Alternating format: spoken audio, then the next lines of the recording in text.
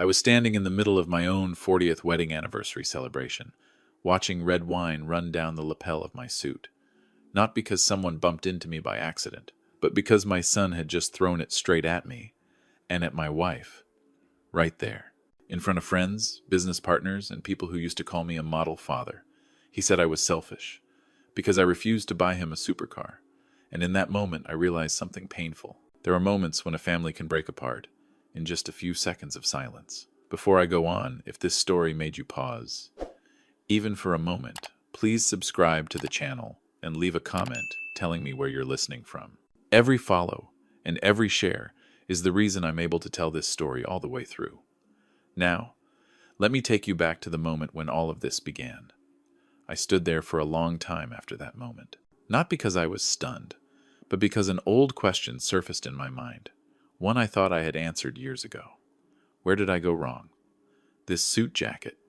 I've worn it to many important occasions, grand openings, contract signings, dinners where people shook my hand and said, "Michael, the man who builds the future."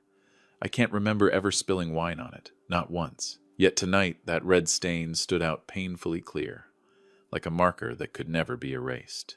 Jennifer and I had prepared for this celebration for months, not to show off, but to close a chapter. 40 years of marriage, 40 years of paying off loans together, waking up early together, and staying silent together when silence was needed. I was never someone who got rich fast. I moved slowly, too slowly, in Brandon's eyes. In 40 years as an architect, I never had a lucky break.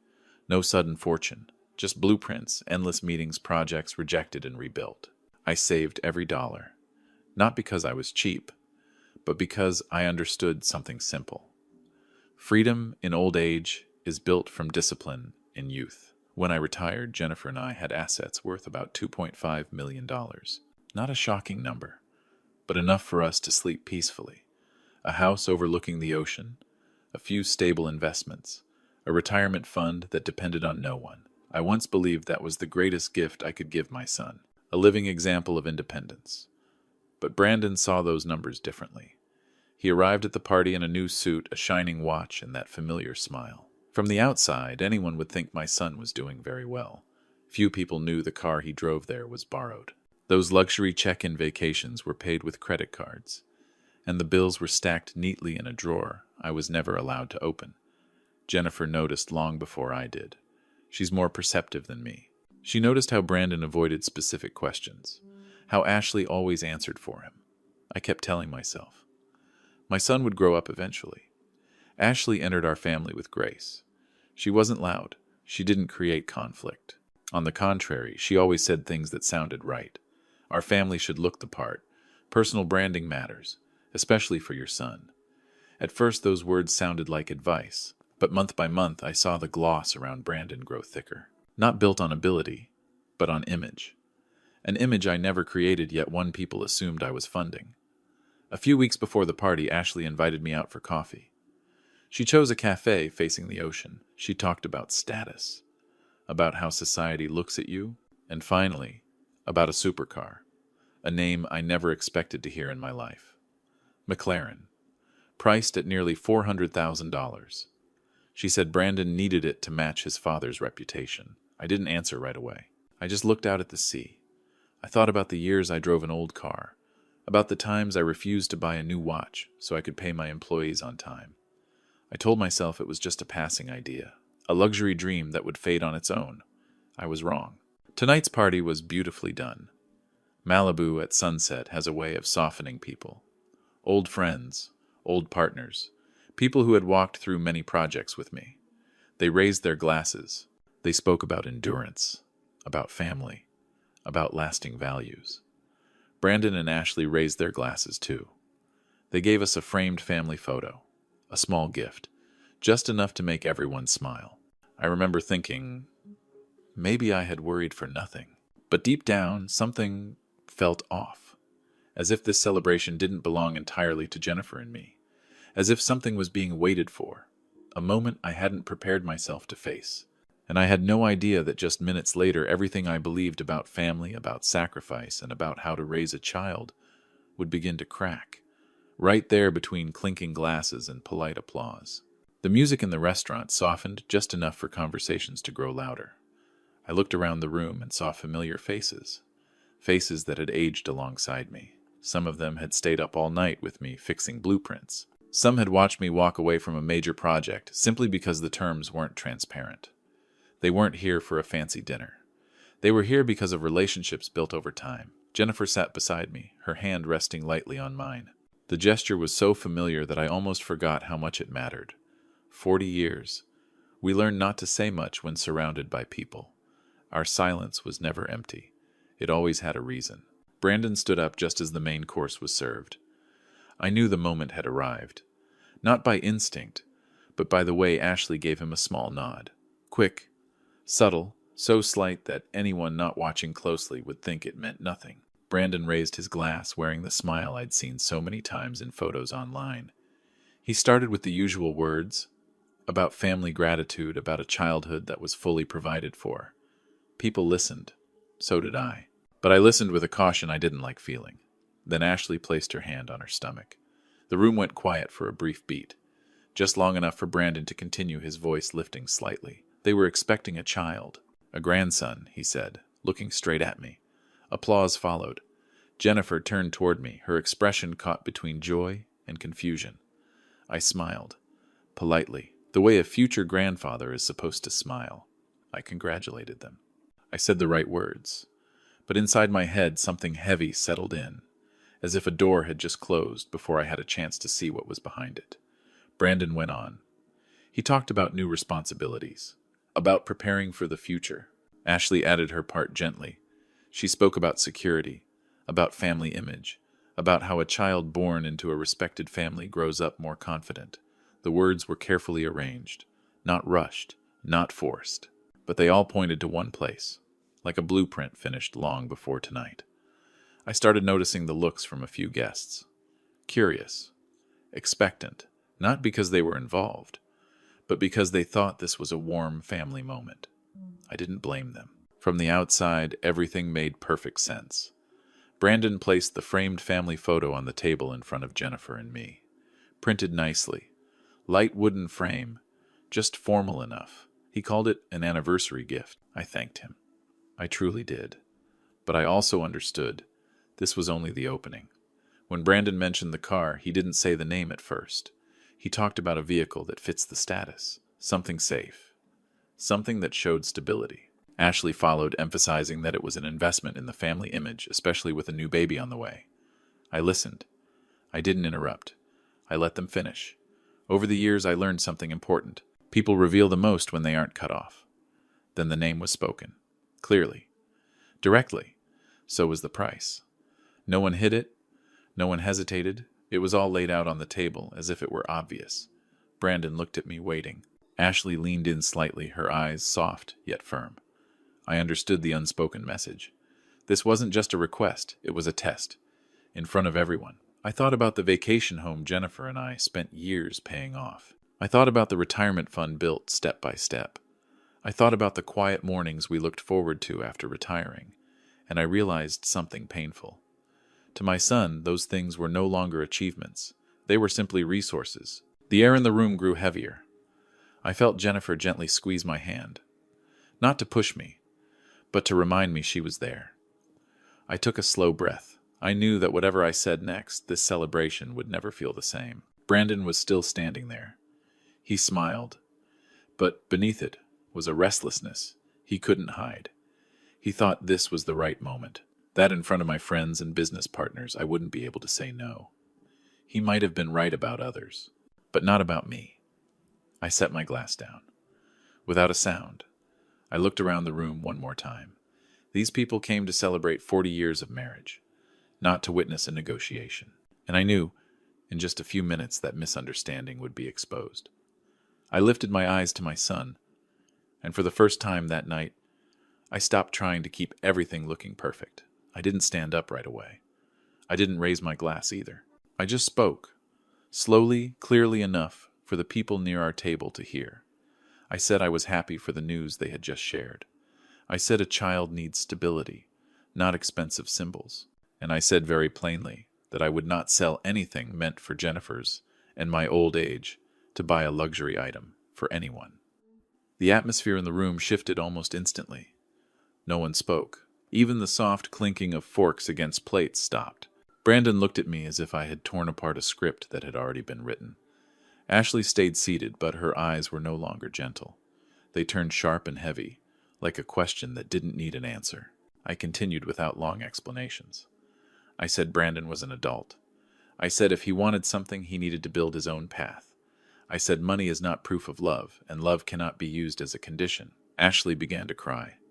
Not loudly, not dramatically. Tears fell at just the right moment, enough to make a few people turn toward me with uncomfortable looks. She said I was cold. She said I clung to numbers and forgot about people. She mentioned the baby, responsibility, family. Brandon didn't stop her. He stood there, letting everything move in a direction that favored him. I looked at my son and realized something painful. He had grown used to letting others speak for him, cry for him, apply pressure for him. Jennifer placed her hand on the table. She didn't say a word, but I saw her shoulders tense slightly. I knew she was holding herself together. So was I. I didn't argue with Ashley. I only said in a calm, low voice that no one has the right to force someone else to pay for their choices. That sentence was a spark. Brandon let out a quiet laugh, not a happy one. He said I had embarrassed him. He said I was controlling, always putting principles above feelings. And then in front of everyone, he said, I would rather keep my money than keep my family. I didn't notice when the wine glass in his hand was raised. I only saw the red spill out. Fast, cold. It splashed onto my jacket, onto Jennifer's sleeve. Not much, but enough to make people jump to their feet. There was no screaming, just a rough, bitter line thrown at us, that we could hold on to our money if that was the only thing we truly valued. In that moment, I didn't feel anger the way people expect. I didn't shake. I wasn't stunned.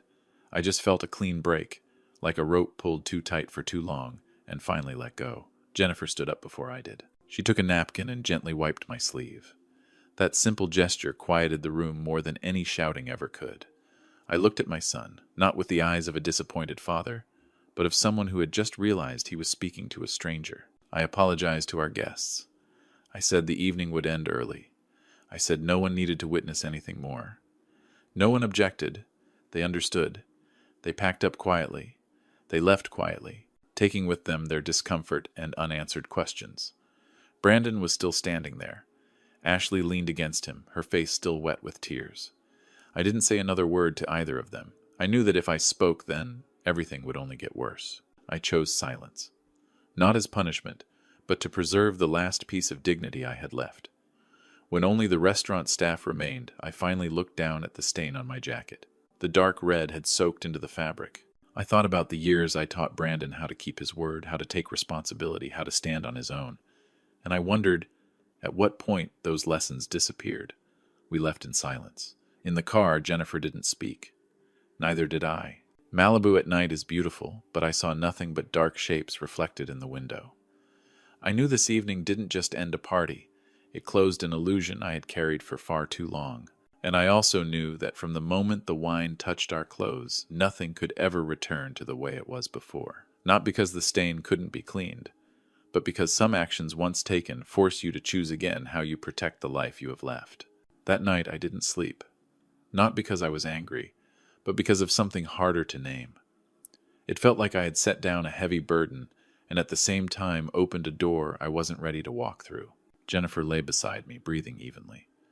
I knew she wasn't truly asleep either. 40 years together is long enough to understand what each other's silence means. The next morning I started with very small things. I changed my clothes. I made coffee. I sat down at the old desk I kept, even after retiring. I wasn't in a rush. I've never been someone who acts on impulse. Every building I ever designed began with rechecking the foundation, even when others believed it was already solid. I reopened our financial files, not out of suspicion, but because I needed to see everything with a clearer head. That's when I noticed something unusual, a notification from the bank about a request to reassess the value of the house we live in. It wasn't my request, and it wasn't Jennifer's. I made a call.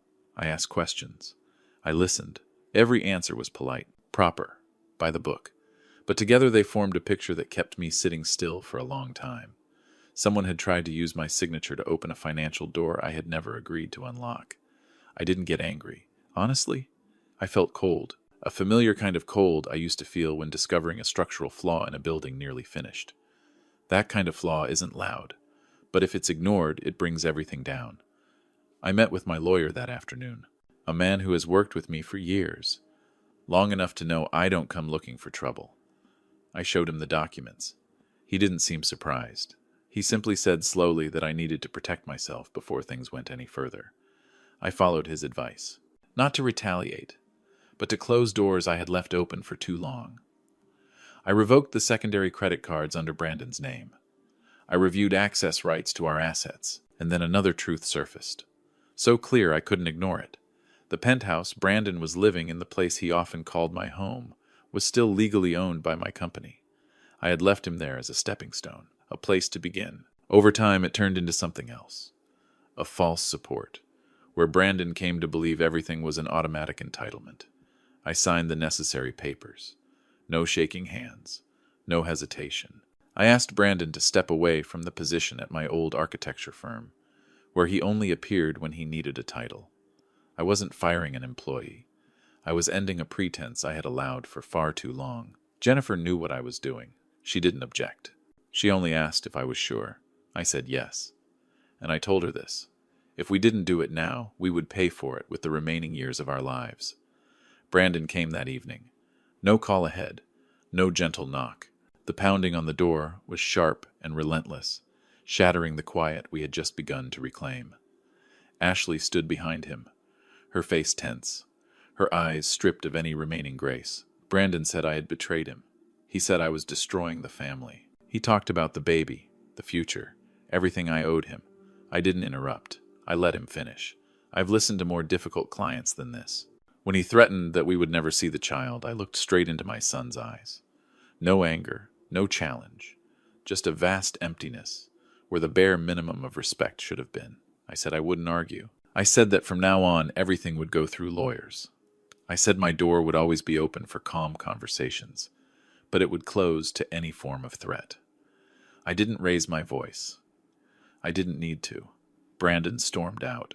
Ashley turned back for one last look. In her eyes, I didn't see regret. I only saw calculations that hadn't been finished yet. I closed the door. It shut softly. But I knew. For them, it sounded very loud. That night, I wrote everything down. Not to build a case for anyone else, but to remind myself that I hadn't imagined what happened, that these boundaries were necessary, that kindness without limits becomes an invitation to be overrun. I sat in the living room looking around the home Jennifer and I built from the very beginning. I didn't feel as empty as I had feared. Instead, I felt clearer than ever. Sometimes to preserve what remains whole in a family, you have to accept that a relationship can no longer continue as it once did. And I understood this much. What I had just done was not an ending. It was only the first step toward a truth still waiting to be fully revealed. After that night, the house returned to its familiar, quiet rhythm. No more constant phone vibrations. No more subtle reminders of obligation. Jennifer and I slowed down, as if our bodies needed time to adjust to a space that had just been cleared. I didn't feel joy. I simply felt lighter. Still, there were questions I couldn't ignore. Not to accuse anyone, but to protect myself. A small detail from something Ashley once said kept looping in my mind. Vague but persistent enough to make me stop. I didn't share it with Jennifer right away. I chose to handle things quietly. By the book, without emotion. The results came a few weeks later. No noise. No drama. Just a thin stack of papers on my desk, confirming a truth I had already prepared myself to face. Brandon was not the father of the child they had used to pressure us. There was no collapse. Just a long pause. Long enough for me to know I had done the right thing by stopping when I did. I handed the papers to my lawyer. No extra words. I didn't call Brandon. I didn't look for Ashley. Truth, once it's clear, doesn't need to be thrown at anyone to prove a point. It stands on its own. The news spread in a very ordinary way, not through confrontation, but through what followed next. Ashley left. Brandon lost the last support he had assumed would always be there. I heard fragments from mutual acquaintances. I didn't confirm them. I didn't deny them either. I felt no satisfaction, only a quiet sadness for someone who never learned how to stand on his own feet. Jennifer asked me if it hurt. I said yes. But it wasn't the pain of betrayal. It was the pain of a father who realized he had held the umbrella for too long, so long that his child forgot how to walk in the rain. We decided to sell the big house. Not out of fear, but because we didn't want those walls to keep holding heavy memories. The sale happened quickly. We chose a smaller place. Enough sunlight, enough quiet, a home not tied to misplaced expectations. I used part of the money to do something I had promised myself years ago. I set up a small scholarship fund for architecture students who lacked financial support. No name, no plaque, just a few young people each year able to continue their education without drowning in debt. I wanted the values I believed in to move forward in the quietest way possible. Jennifer and I began to travel. Not luxury trips, just places we had postponed for years because of work, because of responsibility. We relearned how to sit together in silence without feeling empty, how to listen to the ocean without thinking about tomorrow. One afternoon in Malibu, I held a glass of wine and watched the water reflect the late sunlight. I remembered that moment years ago, the spilled wine, and I noticed the difference, not in color, but in feeling. This time I drank to enjoy, not to endure. I don't hate Brandon. I'm not waiting for an apology. I understand that some lessons only arrive when there's no one left standing behind you. If one day he finds his own path, I'll listen. And if he doesn't, I'll still live the rest of my life fully and honestly. Legacy, I've learned, isn't about what you hand over. It's about the boundaries you set at the right time. About having the courage to say no when saying yes only pushes everything further out of balance. Love is not permanent shelter. Sometimes love is stepping aside, so someone else can finally see themselves clearly in the mirror. The ocean is still there, quiet, unjudging. I set my glass down and take a slow breath. Life after everything goes on. And this time I walk forward with a calm it took me a very long time to find. If you've stayed with this story until now, thank you for giving me your time. If you saw a part of yourself in it, please like, subscribe, and share it with the people you care about. Not to judge anyone, but to remind one another that family should be built on respect, not on pressure or expectation. The lesson I took from all this is simple. Love isn't giving everything away. It's knowing when to stop. The true value of a family isn't found in money or outward appearances, but in how each person learns to take responsibility for their own life. Thank you for listening. I wish you and your family peace before anything goes too far.